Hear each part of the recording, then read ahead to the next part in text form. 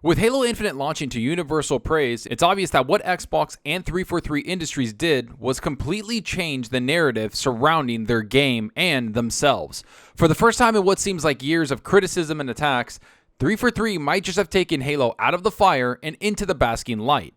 Let's get into how Xbox and Microsoft avoided one of the biggest gaming mistakes around: bad development and an even worse launch. Let's get into it and see how they avoided all of that.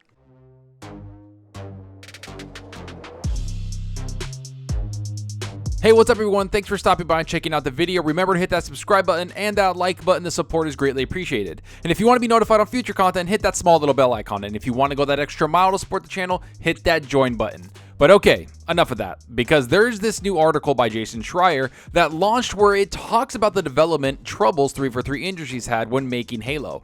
Now, I know most people will look at this article as a bad thing attacking Xbox, but to me, it's not that at all. I think this is something that shows that Xbox is willing to do two very important things when it comes to their games. The first thing is that they're very willing to adapt if something isn't working right. If they see a game is in trouble, it needs to have a drastic change, they'll find a way to make that change no matter what, be it a delay, bringing new leadership, or even changing the way they make the game overall. The second thing is funding. Xbox has the deep pockets of Microsoft to finally allow them to take the time and money to make a great game. Something that we've never seen before when it comes to Xbox's first party, and we didn't see it for a long time until they joined the upper echelon and the pillar of Microsoft. But what does this mean for Halo and Xbox? Well, it seems they ran into a lot of those problems and even more. Let's get into what the article has to say. How Microsoft's Halo Infinite went from disaster to triumph. After a messy reveal in 2020, the company's signature game franchise needed a rescue effort to get across the finish line. In July 2020, Microsoft's Corp showed a 9-minute trailer of Halo Infinite, the latest installment from its blockbuster gaming franchise, which has sold more than 81 million copies and brought in almost $6 billion. Halo fans had been waiting to get a taste of the game since the company first told them about it 2 years earlier, and Microsoft was counting on their enthusiasm to propel sales of its new Xbox, which it planned to release in the fall. The trailer showed an expanded playing field and new weapons, but gamers immediately fixated on the graphics, which were so blocky that cynical fans began to joke that Xbox must have mixed up its Halo and Minecraft franchises. Even within Microsoft, there was wide acknowledgement that releasing a half-baked demo was a big mistake. We should have known before and just been honest with ourselves, Phil Spencer, Xbox's head, said in a recent interview with British GQ magazine. We were there not out of deception, but more out of hope. And I don't think hope is a great development strategy. Okay, so let's break this down really quick, because this is something that's been talked about a lot. Halo Infinite's first gameplay showing was a disaster. The game didn't look polished, the mountains popped in, and the game obviously needed way more time for the developer to make it. Plus, Craig was there, and he's kinda cool. Gamers like myself, along with other hardcore gamers who truly love Halo and wanted a delay, pushed for this in podcasts and all over social media, not to mention our videos. It was a huge effort that Xbox saw from fans of the franchise and finally decided to delay it a year. Yet the delay wasn't the only thing Xbox decided to do with the game. Instead, they took a step back and started to look at the leadership on the game and maybe, just maybe, bring in someone else to help push this game across the finish line.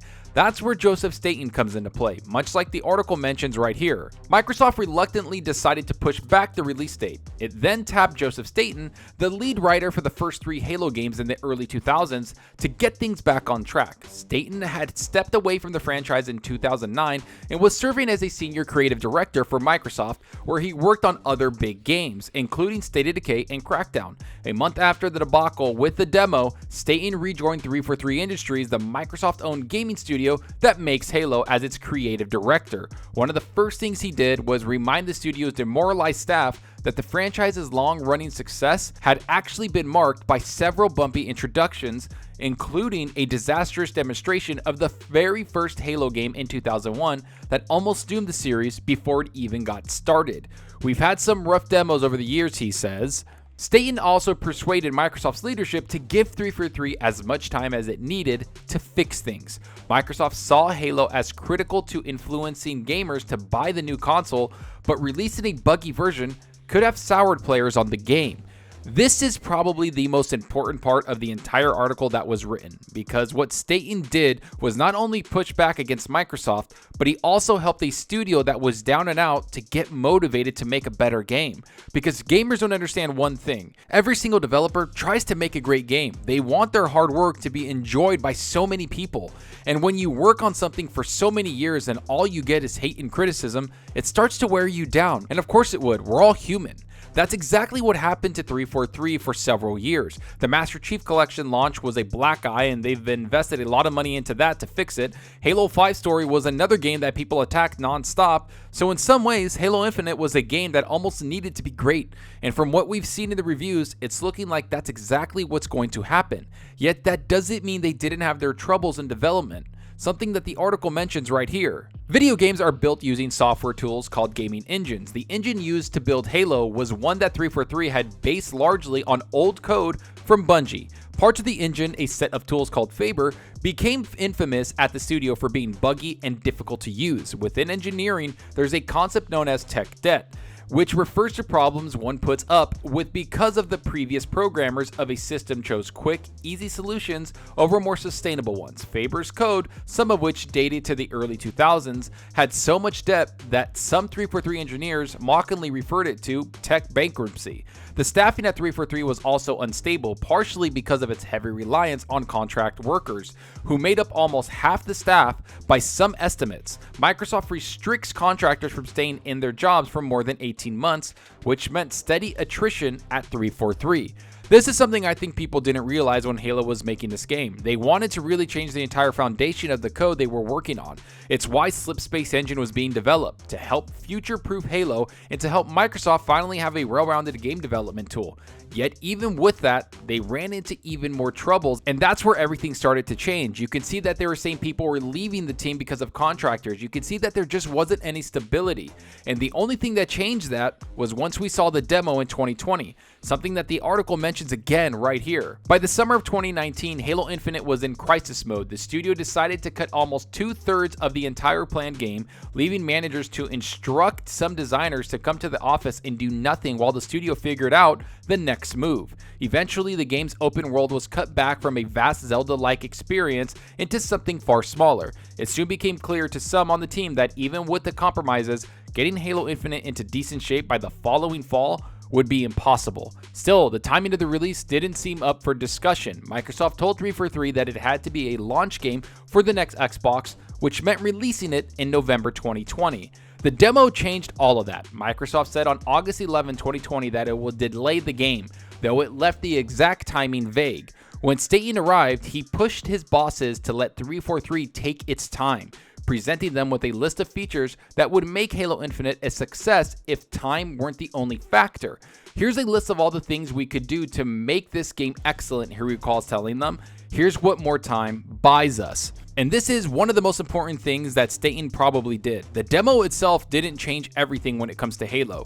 The gamers that told Xbox to delay the game changed everything, because we're the people that matter the most. Xbox tried to push this game for the launch of the console, and they were in some ways right to do so. Why wouldn't you launch your best console ever with your biggest franchise ever, and not to mention they had multiple years to get this game right? But you have to be honest with yourself and realize that the developer was asking for more time, and that's what was needed to fix all of these problems. And to everyone's surprise, Halo Infinite and 343 Industries was able to do just that, fix almost every single thing we saw as gamers complained about in that demo. The mountain pop-ins, the vast world, everything seemed like they just needed more time. And in fact, it's something that was said that yeah, they did fix all these problems once Halo Infinite launched. Here's what's said. In the end, 343 fixed the graphical problems and Staten got his roaming Marines, but Halo Infinite isn't yet a finished product. That's okay in a way that wouldn't have been true for past versions. Since the release of that last full version of the game, the industry has moved more toward regularly updated games than periodic releases of entirely new titles. The studio is planning to add some key features as updates, including co-op mode, which lets gamers play the campaign with a friend, and Forge, which allows for a creation of multiplayer maps. And this is all that matters at the end of the day. that the game was fixed and the people in charge understood what they had to do. Delay the game, get new leadership in there, and more importantly, listen to the gamers requesting for a better product. To me, this was a massive learning experience for Xbox and 343, and they took their hits and decided to delay the game, fund the game with more money, but also get the right people in there to fix it. This could have been a disaster for them, but instead it's a success story we don't see often in gaming. Let's hope this type of success continues for Xbox, because right now Halo and Xbox are truly on the top of the world for gaming, and it's something that I love to see. I love seeing the right leadership in there. I love seeing Halo get fixed, and I'm glad they launched a product that I enjoy. I've been playing the multiplayer like crazy. I can't wait to jump into the campaign because it's one of my favorites, and you know what? Halo deserved this. They deserve the delay. They deserve the people to put more money into it, and they deserve more than anything Microsoft and Xbox giving it the respect it needed, which I'm glad they did. But enough of what I think. Tell me what you think about this. Are you surprised to read about that problems 343 had? Should Xbox shake up the leadership in 343 Industries even more? What other studios have you seen in this type of problems and then launched a good game? Is this why Xbox decided to buy Bethesda and establish studios that have good leadership? Go down below and let me know. And I hope you enjoyed the video, and if you did, please hit that subscribe button and that like button to support us out the channel more than you know. And give me a follow on Twitter at Zalker87. I'm always on there talking games and sharing my latest videos. Plus, I love interacting with everyone there, so get on Twitter and let's talk about gaming. Also, follow me on Xbox Live. My gamertag is Zalker87, just like my channel name. See what games I'm playing, and let's compete in achievements for the month. So right now, I'm going to be jumping into the Halo campaign. There's no qualms about it. It's out right now. I'm going to go in there, dive, and I'm probably going to beat it in one weekend because I've been looking forward to this game all year. And in fact, I've been looking forward to it for multiple years. Halo is one of my favorite franchises. Can't wait to jump into this open world and just have a good time being Master Chief, because this is what we've been waiting for. And the reviews have showed that this is a really good game made by Xbox, and I can't wait to play it because you know what? It's one of my favorites. But let me know what you're playing. Are you going to be playing Halo from now on? Or are you going to be playing something on your Xbox, your PS5, or your PC? Let me know down below, because that's what we're here for. It's to talk games. And that's all for now. Thanks for watching, and until next time, enjoy your gaming. Later.